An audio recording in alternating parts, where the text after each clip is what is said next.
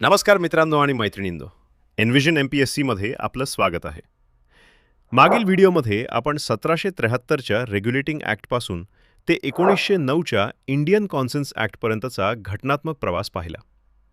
या काळात भारतीयांना प्रशासनात स्थान मिळाले, पण सत्ता अजूनही पूर्णपणे ब्रिटिशांच्या हातात होती. मात्र पुढील कालखंडात हे चित्र वेगाने पालटले. पहिल्या महायुद्धानंतर भारतीयांच्या स्वशासनाच्या मागणीने जोर धरला आणि इथूनच खऱ्या अर्थाने सत्तांतराचे पर्व सुरू झाले. आज आपण पाहणार आहोत 1919चा भारत सरकार कायदा, 1935चा भारत सरकार कायदा आणि 1947चा भारतीय स्वातंत्र्य कायदा. चला तर मग या ऐतिहासिक प्रवासाला सुरुवात करूया.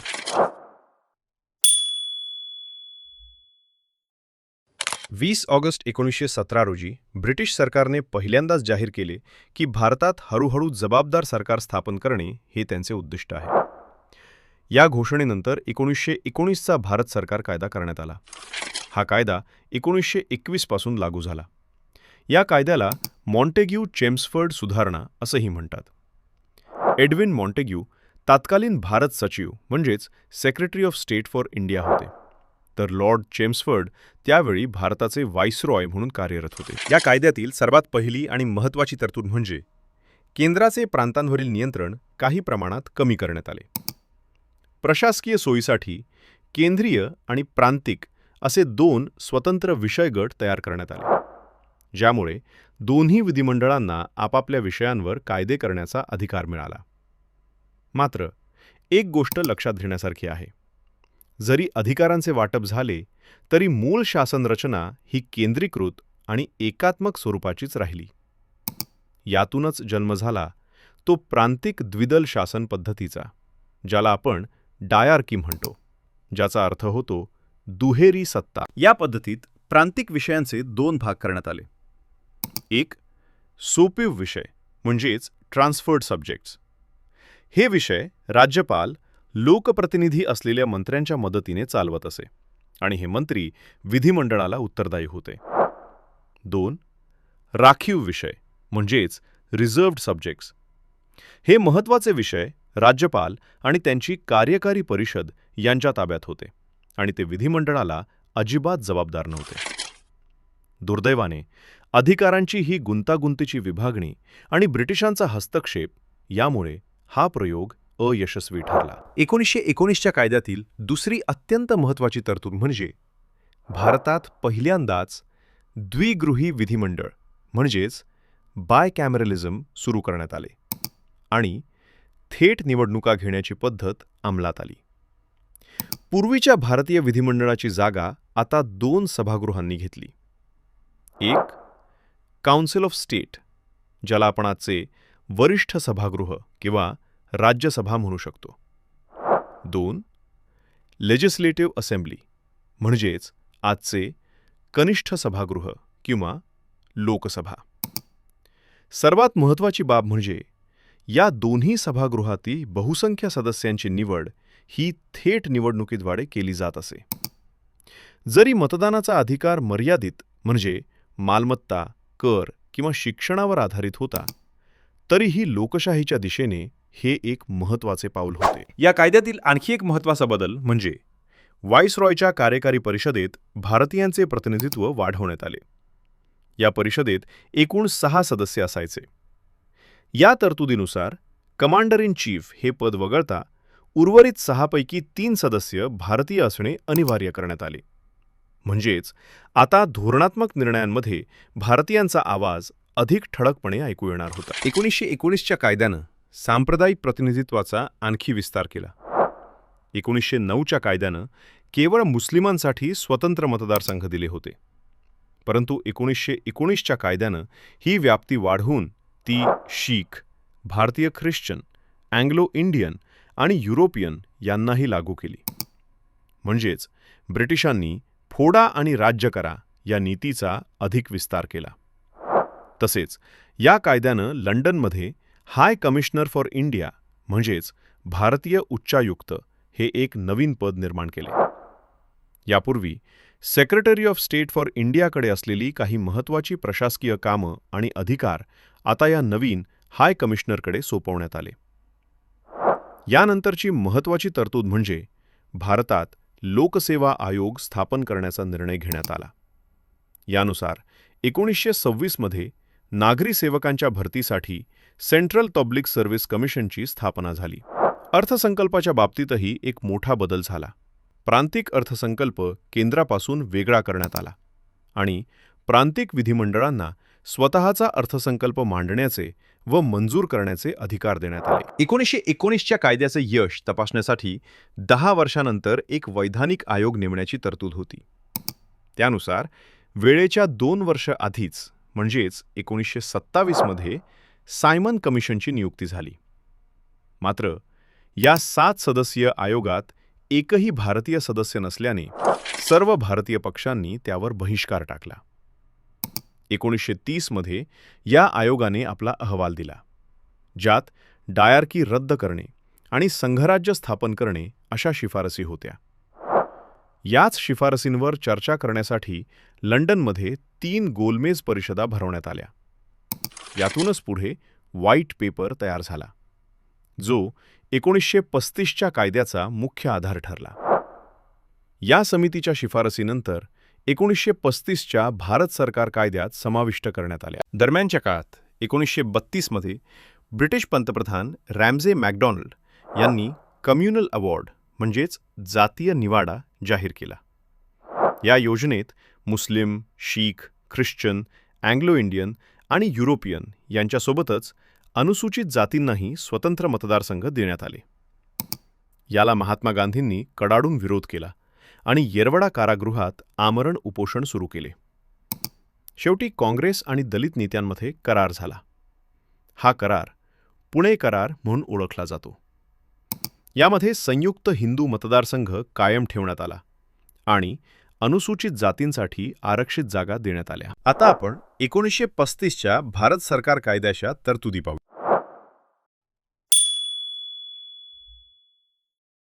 1935चा भारत सरकार कायदा भारतात जबाबदार शासन पद्धती स्थापन करण्याच्या दिशेने दुसरा अत्यंत महत्त्वाचा टप्पा मानला जातो. हा एक अतिशय विस्तृत आणि मोठा दस्तावेज होता, ज्यामध्ये 321 कलमे आणि 10 परिशिष्ठे म्हणजेच अनुसूच्या होत्या. या कायद्याने अखिल भारतीय संघराज्याची संकल्पना मांडली. यात ब्रिटिश भारतातील प्रांत आणि संस्थानांनी एकत्र येणं अपेक्षित होतं, पण संस्थानांनी यात सामील व्हायला नकार दिला आणि त्यामुळे हे संघराज्य कागदावरच राहिलं. ते प्रत्यक्षात कधीच अस्तित्वात आलं नाही. याच काळात केंद्र आणि प्रांत यांच्यात अधिकारांची वाटणी करण्यासाठी 3 स्वतंत्र याद्या तयार करण्यात आल्या. केंद्रासाठी फेडरल यादी, प्रांतांसाठी प्रांतिक यादी आणि दोघांसाठी मिळून समवर्ती यादी. आणि समजा एखादा विषय या तिन्ही याद्यात नसेल तर त्याचे अधिकार म्हणजेच उर्वरित अधिकार व्हाईसरॉयकडे सोपवण्यात आले. 1919च्या कायद्याने आलेली डायार्की म्हणजेच दुहेरी शासन पद्धती आता प्रांतांमधून रद्द करण्यात आली. त्याऐवजी प्रांतांना स्वायत्तता देण्यात आली. तसंच राज्यपालांनी लोकनियुक्त मंत्रिमंडळाच्या सल्ल्यानेच काम करणं बंधनकारक झाले. म्हणजेच खऱ्या अर्थानं प्रांतांमध्ये जबाबदार सरकार आलं. ही व्यवस्था 1937ला सुरू झाली, पण अवघ्या 2च वर्षात म्हणजे 1939 मध्ये ती बंद पडली. या कायद्यानं प्रांतांमधली डायार्की काढून ती केंद्रात लागू करण्याची तरतूद करण्यात आली. तिथेही विषयांची विभागणी राखीव आणि हस्तांतरित अशी केली जाणार होती, पण ही योजना कधीच अंमलात आली नाही. 1935च्या कायद्यानं 11 पैकी 6 प्रांतांमध्ये द्विगृही विधिमंडळ सुरू केलं. ते 6 प्रांत होते: बंगाल, बॉम्बे, मद्रास, बिहार, आसाम आणि संयुक्त प्रांत. म्हणजेच इथे आता विधानसभा आणि विधान परिषद अशी 2 सभागृहे अस्तित्वात आली. त्याचबरोबर या कायद्यानं काउन्सिल ऑफ इंडिया ही संस्था रद्द केली, जी 1858 पासून भारत सचिवाला मदत करत होती. त्याऐवजी भारत सचिवाला आता सल्लागारांचा एक छोटा गट देण्यात आला. 1935च्या कायद्याचे आणखी एक महत्त्वाचे वैशिष्ट्य म्हणजे मताधिकाराचा विस्तार करण्यात आला. सुमारे 10% लोकसंख्येला मतदानाचा अधिकार मिळाला. तसंच या कायद्यानं न्यायव्यवस्थेच्या बळकटीकरणासाठी 1937 मध्ये एका फेडरल कोर्टाची स्थापना करण्यात आली. हेच कोर्ट पुढं स्वतंत्र भारताच्या सर्वोच्च न्यायालयाचा पाया ठरले. याशिवाय नागरी सेवकांच्या भरतीसाठी केवळ केंद्रातच नाही तर प्रांतांमध्येही प्रांतिक लोकसेवा आयोग आणि 2 किंवा अधिक प्रांतांसाठी संयुक्त लोकसेवा आयोग स्थापन करण्याची तरतूद याच कायद्यानं केली.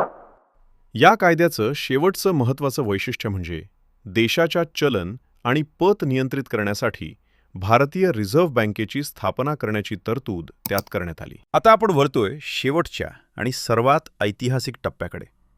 तो म्हणजे 1947चा भारतीय स्वातंत्र्य कायदा. पण त्यापूर्वी या कायद्यामागची पार्श्वभूमी पाहूया.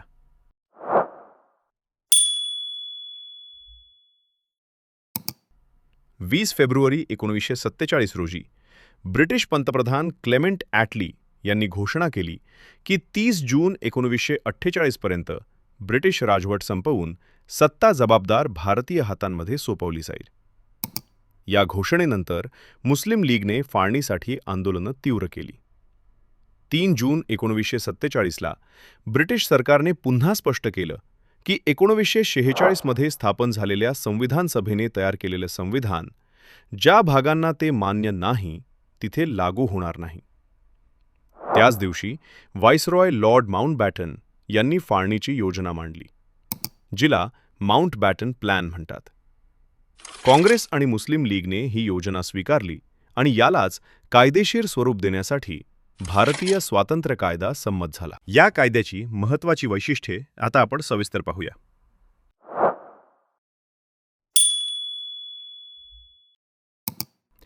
या कायद्यानं भारतातली ब्रिटिश राजवट संपवली आणि 15 ऑगस्ट 1947 पासून भारताला एक स्वतंत्र आणि सार्वभौम राष्ट्र घोषित केलं.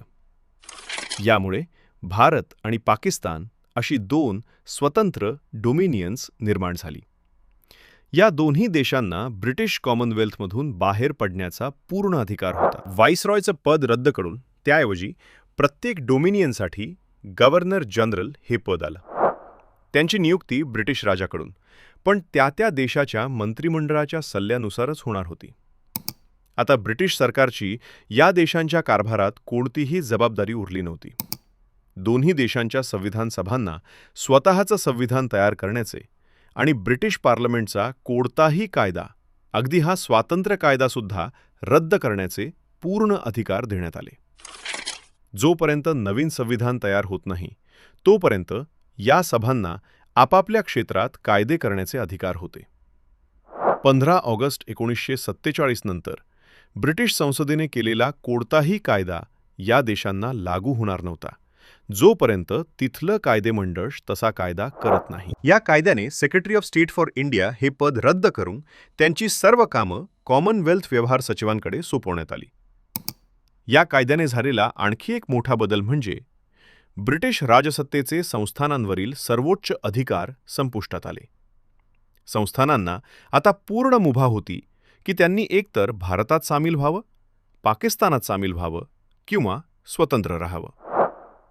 या कायद्यातील आणखी एक महत्त्वाची तरतूद म्हणजे जोपर्यंत नवीन संविधान तयार होत नाही तोपर्यंत दोन्ही देशांचा आणि प्रांतांचा कारभार 1935च्या भारत सरकार कायद्यानुसार चालवला जाणार होता. मात्र यात हवे ते बदल करण्याचा अधिकार दोन्ही डोमिनियन्सना होता. या कायद्यानं ब्रिटिश राजाचा नकार अधिकार काढून घेण्यात आला. मात्र गव्हर्नर जनरलना राजाच्या नावानं कोणत्याही विधेयकाला संमती देण्याचे पूर्ण अधिकार कायम होते. या कायद्यानुसार गव्हर्नर जनरल आणि प्रांतिक राज्यपालांना आता केवळ नाममात्र प्रमुख बनवण्यात आलं. त्यांना सर्व बाबतीत आपापल्या मंत्रिमंडळाच्या सल्ल्यानुसारच काम करणं बंधनकारक होतं. इंग्लंडच्या राजाच्या पदव्यांमधून भारताचा सम्राट म्हणजेच एम्परर ऑफ इंडिया हा किताब काढून टाकण्यात आला. या कायद्यानुसार भारत सचिवानं केली जाणारी सिव्हिल सर्व्हिसेसमधील भरती आणि पदांचे आरक्षण बंद झाले. मात्र 15 ऑगस्ट 1947च्या आधी नियुक्त झालेल्या अधिकाऱ्यांच्या सवलती आणि फायदे कायम ठेवले गेले. अखेर 14-15 ऑगस्ट 1947च्या मध्यरात्री ब्रिटिश राजवट संपली आणि सत्ता 2 नवीन डोमिनियन्सकडे, भारत आणि पाकिस्तानकडे सोपवण्यात आली.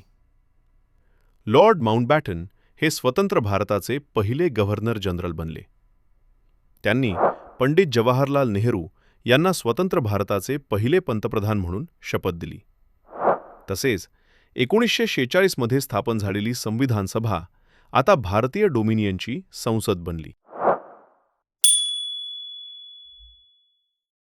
भारतीय स्वातंत्र्य जवळ येत असताना ब्रिटिश सरकारसमोर सर्वात मोठा प्रश्न होता, सत्ता कोणाच्या हाती द्यायची आणि संक्रमण कसे करायचे. यासाठी 1946मध्ये स्थापन करण्यात आले अंतरिम सरकार, म्हणजेच ट्रान्सफर ऑफ पॉवर पूर्वीचे तात्पुरते राष्ट्रीय सरकार. कॅबिनेट मिशन योजनेनुसार 2 सप्टेंबर 1946 रोजी अंतरिम सरकार स्थापन करण्यात आले. या सरकारमध्ये काँग्रेस आणि मुस्लिम लीग या दोन्ही पक्षांना स्थान देण्यात आले. सुरुवातीला मुस्लिम लीगनं बहिष्कार टाकला, पण नंतर ऑक्टोबर 1946मध्ये त्यांनीही सहभाग घेतला. या सरकारमधील सर्व सदस्य हे तांत्रिकदृष्ट्या व्हाईसरॉयच्या कार्यकारी परिषदेचेच सदस्य होते. या परिषदेचा प्रमुख जरी व्हाईसरॉय असला तरी उपाध्यक्ष म्हणून पंडित जवाहरलाल नेहरू यांची नियुक्ती करण्यात आली होती. खरं तर याच पदामुळे नेहरू हे स्वतंत्र भारताचे पहिले वास्तविक कार्यकारी प्रमुख मानले जातात. आता या अंतरिम सरकारमधील प्रमुख मंत्री आणि त्यांच्याकडे सोपवलेली खाती पाहूया. जवाहरलाल नेहरू यांच्याकडे परराष्ट्र व्यवहार आणि कॉमनवेल्थ संबंधांची जबाबदारी होती. सरदार वल्लभभाई पटेल हे देशाचे पहिले गृहमंत्री होते. सोबतच त्यांच्याकडे माहिती आणि प्रसारण खातेही होते. डॉक्टर राजेंद्र प्रसाद अन्न व कृषी मंत्री. डॉक्टर जॉन मथाई उद्योग व पुरवठा. जगजीवन राम कामगार मंत्रालय. सरदार बलदेव सिंह संरक्षण मंत्री. C.H. भाभा बांधकाम, खाण आणि वीज. लियाकत अली खान वित्त अर्थमंत्री. अब्दुर रब निश्तर पोस्ट आणि एअर. आसफ अली रेल्वे आणि परिवहन. सी राजगोपालाचारी शिक्षण आणि कला. I. चुंद्रीगर वाणिज्य मंत्रालय. गझनफर अली खान आरोग्य मंत्री आणि जोगिंदर नाथ मंडल कायदा मंत्री. 15 ऑगस्ट 1947 रोजी भारत स्वतंत्र झाल्यानंतर हे अंतरिम सरकार समाप्त झाले आणि स्वतंत्र भारताचे पहिले कायमस्वरूपी सरकार अस्तित्वात आले.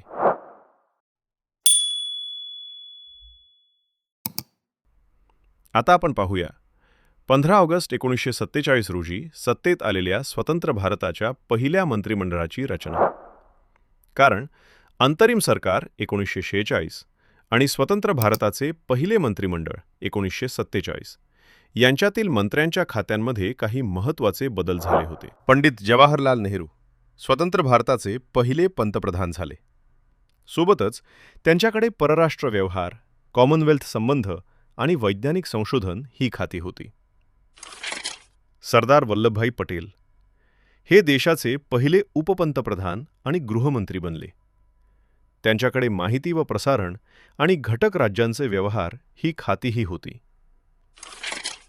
डॉक्टर राजेंद्र प्रसाद अन्न व कृषी मंत्री. मौलाना अबुल कलाम आझाद स्वतंत्र भारताचे पहिले शिक्षण मंत्री. डॉक्टर जॉन मथाई यांच्याकडे आता रेल्वे आणि परिवहन ही जबाबदारी आली. R.K. षण्मुखम चेट्टी स्वतंत्र भारताचे पहिले अर्थमंत्री. Doctor B.R. आंबेडकर स्वतंत्र भारताचे पहिले कायदा मंत्री. जगजीवन राम कामगार मंत्री. सरदार बलदेव सिंह संरक्षण मंत्री. राजकुमारी अमृत कौर स्वतंत्र भारताच्या पहिल्या महिला आरोग्य मंत्री. C.H. भाभा वाणिज्य मंत्री. रफी अहमद किडवाई, दळणवळण मंत्री. डॉक्टर श्यामा प्रसाद मुखर्जी, उद्योग व पुरवठा मंत्री. आणि व्ही.एन. गाडगीळ यांच्याकडे बांधकाम, खाण आणि ऊर्जा ही खाती देण्यात आली. हे मंत्रिमंडळ अत्यंत ऐतिहासिक ठरले, कारण पहिल्यांदाच भारत पूर्णपणे भारतीयांच्या हातून चालवला जाऊ लागला. स्वातंत्र्य मिळाल्यानंतर भारतासमोर सर्वात मोठा प्रश्न होता, देश कसा चालवायचा? शासन पद्धती कोणती असणार? केंद्र आणि राज्यांचे संबंध कसे असतील? नागरिकांचे अधिकार कोणते असतील? या सर्व प्रश्नांची उत्तरं देणारा दस्तऐवज म्हणजे भारतीय संविधान. पुढील भागांमध्ये आपण भारतीय संविधानाच्या निर्मितीचा संपूर्ण प्रवास पाहणार आहोत. पण त्यापूर्वी पुढील प्रश्न सोडवण्याचा प्रयत्न करा आणि त्याची उत्तरं आम्हाला कॉमेंट बॉक्समध्ये सांगा.